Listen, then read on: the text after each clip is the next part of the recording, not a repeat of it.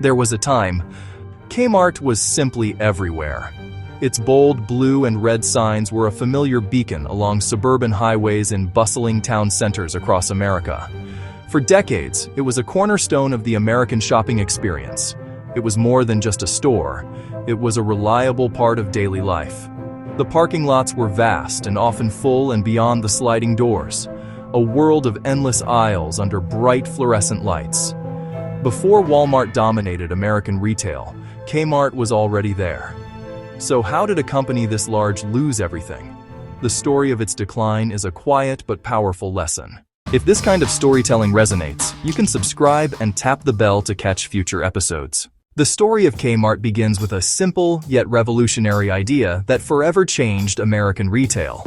It was born from the S.S. Kresge Company, a successful chain of five-and-dime stores founded by Sebastian S. Kresge. In the mid-20th century, Kresge's executive Harry B. Cunningham saw a new trend emerging: the self-service, large-format discount store. This was a departure from traditional department stores, which often had higher prices and more formal service. Cunningham envisioned a place where families could buy a wide variety of national brand merchandise at consistently low prices, all under one massive roof. The concept was straightforward: high volume, low margins, a focus on convenience. The first store bearing the Kmart name opened in Garden City, Michigan in 1962, and a new chapter in shopping history began. The timing for Kmart's launch could not have been better. America was experiencing a post-war economic boom, the suburbs were expanding rapidly, and the rise of the automobile made large, standalone stores with ample parking incredibly appealing. Kmart's strategy was to expand aggressively, blanketing the country with its big, boxy stores. The company opened dozens, then hundreds of locations in a very short period. They strategically placed stores in suburban areas and smaller towns, often becoming the primary one-stop shopping destination for the entire community. Shoppers flocked to the superstores, drawn by lower prices on apparel, electronics, housewares, and automotive supplies. The stores were designed for efficiency and scale, with wide aisles that made it easy to find what you needed. The name Kmart was short, memorable, and accessible, a modern identity that shed its Kresge past. Within just a few years, Kmart had surpassed older rivals in sales and store count.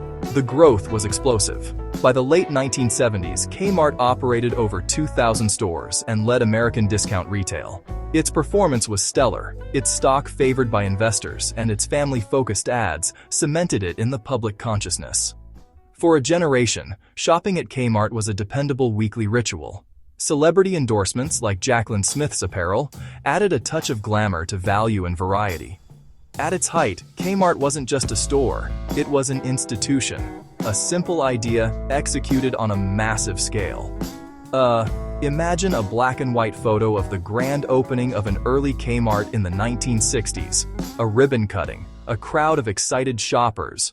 While Kmart was enjoying its reign at the top, subtle but persistent problems began to emerge. One of the most visible issues was the slow decay of its physical stores. The company was slow to reinvest profits into maintenance and modernization. Shoppers encountered flickering lights, stained floors, cluttered aisles, and peeling paint. The once bright atmosphere started to feel tired and neglected. It sent an unspoken message: the company wasn't investing in the shopping experience. Beyond cosmetics, deeper operational problems were taking root. Kmart's inventory system was becoming dangerously outdated. They struggled to track what was selling. Customers found shelves empty, while stores sat overstocked with unwanted items. Frustrated shoppers tried other stores and often did not return. This was a fundamental breakdown in retail's promise to have the right products when customers want them. Compounding this was a culture of weak, unfocused management. Leadership was criticized for being insular and slow to react.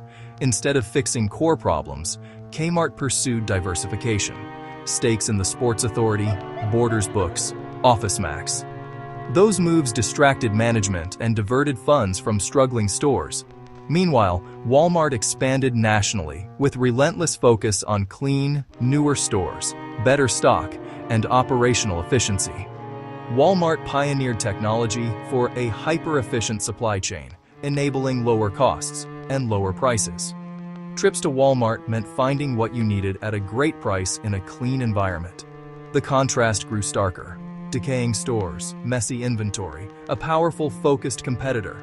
Imagine a photo of a neglected Kmart aisle in the early 1990s with empty shelves and disorganized merchandise. The fall of Kmart was not sudden. It was a slow, gradual erosion, small problems compounding over years. It's more than a business school case study. It's a nostalgic look back at a brand millions once trusted. We will examine the early warning signs, the strategic mistakes, and the operational failures, particularly how a rising Walmart exposed fundamental truths about retail execution. As Kmart's operational discipline began to slip, Walmart was building an empire on the opposite principles. Founded by Sam Walton in Arkansas, its strategy was rooted in fanatical efficiency and cost control. Offer the lowest prices every day, achieved by ruthlessly eliminating waste and inefficiency. While Kmart focused on blue light promotions, Walmart built a logistical machine for a durable cost advantage. Walmart's network of strategic distribution centers serviced stores with speed and accuracy. It used computer systems to track inventory in real time, enabling a pull system that reordered as items sold. Shelves stayed full of what customers wanted, while costs fell and waste shrank. Kmart, by contrast, pushed product from corporate buyers with little real-time sales insight. Walmart's hands-on culture prized store floor ideas over boardroom theories. It mastered data for pricing, assortment, and layout, ensuring the right product in stock at a price no one else could match.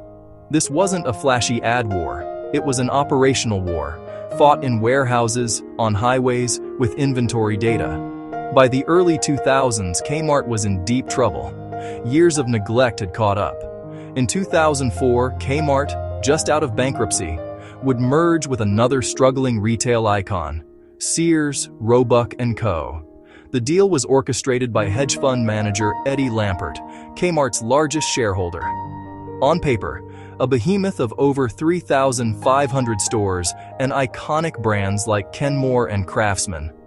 In reality, Sears Holdings became a dysfunctional organization plagued by the same unresolved problems: aging stores, a broken supply chain, and failure to connect with modern shoppers were not addressed. They were magnified.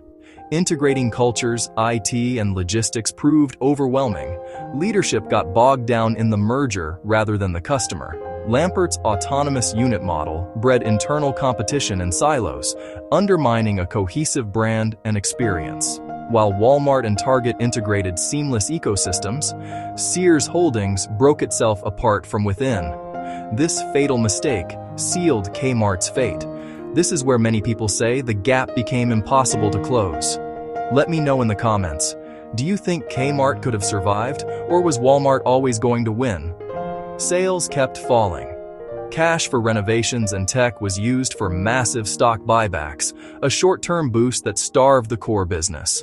Stores deteriorated, shelves emptied, and customers abandoned the brands in droves. The merger, sold as a lifeline, became an anchor, dragging both Kmart and Sears into the abyss.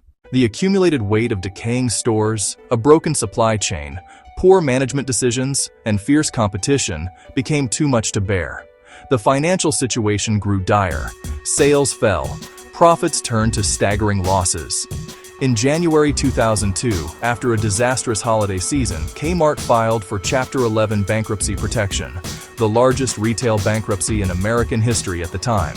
Drastic measures followed. Hundreds of underperforming stores closed. Store closing and everything must go.